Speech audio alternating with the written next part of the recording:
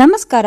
ಇವತ್ತು ರಾತ್ರಿ ಉಳಿದಿರುವಂತಹ ಅನ್ನನ ಉಪಯೋಗಿಸ್ಕೊಂಡು ಬೆಳಗಿನ ತಿಂಡಿ ಯಾವ ಥರ ಮಾಡೋದು ಅಂತ ನೋಡ್ಕೊಂಬರೋಣ. ಮಕ್ಳಿಗೂ ತುಂಬಾ ಇಷ್ಟ ಆಗುತ್ತೆ. ಬೇಕಿದ್ರೆ ಈವ್ನಿಂಗ್ ಸ್ನ್ಯಾಕ್ಸ್ ಕೂಡ ಮಾಡ್ಕೋಬಹುದು. ಇದನ್ನು ಇಲ್ಲಿ ಫಸ್ಟು ರಾತ್ರಿ ಉಳಿದಿರುವಂಥನ ಸ್ಮ್ಯಾಶ್ ಮಾಡಿಕೊಂಡು ನಂತರ ಇದಕ್ಕೆ ಒಂದು 4 ಬೇಯಿಸಿರುವಂಥ ಆಲೂಗೆಡ್ಡೆನ ಕೂಡ ಹಾಕಿ ಸ್ಮ್ಯಾಶ್ ಮಾಡ್ಕೊಂಡಿದ್ದೀನಿ. ನಂತರ ಇದಕ್ಕೆ ಒಂದು ಮೀಡಿಯಮ್ ಸೈಜ್ ಈರುಳ್ಳಿ, ಸ್ವಲ್ಪ ಸಬ್ಬಸಿಗೆ ಸೊಪ್ಪು ಮತ್ತು ಹಸಿಮೆಣಸಿನ್ಕಾಯಿ ಇಷ್ಟನ್ನು ಸಣ್ಣ ಕಟ್ ಮಾಡೋದನ್ನು ಆ್ಯಡ್ ಮಾಡಿಕೊಂಡು 1 ಟೀ ಸ್ಪೂನಷ್ಟು ಜೀರಿಗೆ ಪುಡಿ, 1 ಟೀ ಸ್ಪೂನಷ್ಟು ಗರಂ ಮಸಾಲ, 1 ಟೀ ಸ್ಪೂನಷ್ಟು ಬ್ಲ್ಯಾಕ್ ಸಾಲ್ಟ್, 1 ಟೀ ಸ್ಪೂನಷ್ಟು ಬಿಳಿ ಎಳ್ಳು ಮತ್ತು ಸ್ವಲ್ಪ ಚಿಲ್ಲಿ ಫ್ಲೇಕ್ಸ್ ಮತ್ತು ಪಿಜ್ಜಾ ಮಿಕ್ಸ್ ಬರುತ್ತಲ್ಲ ಅದು ಮತ್ತು ರುಚಿಗೆ ತಕ್ಕಷ್ಟು ಉಪ್ಪು ಇಷ್ಟನ್ನು ಹಾಕಿ ಸ್ವಲ್ಪ ಅರಿಶಿನ ಪುಡಿ ಹಾಕಿ ಮಿಕ್ಸ್ ಮಾಡ್ಕೊಂಡಿದ್ದೀನಿ.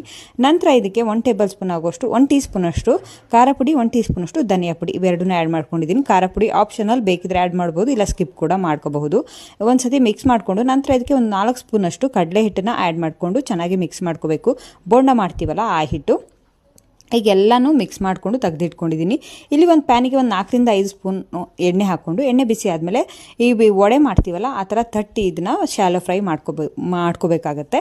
ಬೇಕಿದ್ರೆ ನೀವು ಡೀಪ್ ಫ್ರೈ ಕೂಡ ಮಾಡ್ಕೋಬೋದು, ಇಲ್ಲ ಅಂತಂದರೆ ಪಡ್ಡಿನ ಹಂಚಲ್ಲಿ ಕೂಡ ಹಾಕಿ ಕೂಡ ಮಾಡಬಹುದು. ರೌಂಡ್ ಶೇಪಲ್ಲಿ ಮಾಡಿಕೊಂಡು ಆದಷ್ಟು ಈ ಥರ ವಡೆ ಥರ ತಟ್ಟಿ ಮಾಡೋದ್ರಿಂದ ಮೇಲ್ಗಡೆ ಕ್ರಿಸ್ಪಿಯಾಗಿರುತ್ತೆ, ಒಳಗಡೆ ಎಲ್ಲ ಬೆಂದಿರುತ್ತೆ, ಹಾಗೆ ಟೇಸ್ಟ್ ಕೂಡ ತುಂಬ ಚೆನ್ನಾಗಿರುತ್ತೆ. ರೌಂಡ್ ಶೇಪಲ್ಲಿ ಮಾಡಿದ್ರೆ ಆದಷ್ಟು ಟೇಸ್ಟ್ ಅಷ್ಟು ಕಡಿಮೆ ಬರುತ್ತೆ, ಆದರೆ ಈ ತಟ್ಟಿ ಮಾಡಿರೋದ್ರಿಂದ ತುಂಬ ಟೇಸ್ಟಿಯಾಗಿರುತ್ತೆ, ಕ್ರಿಸ್ಪಿಯಾಗಿ ಕೂಡ ತುಂಬಾ ಇರುತ್ತೆ. ನೋಡ್ತಾ ಇರ್ಬೋದು ಇಲ್ಲಿ ರೆಡಿಯಾಗಿದೆ. ಈಗ ಸೌಂಡ್ ಕೂಡ ಕೇಳಿ ಎಷ್ಟು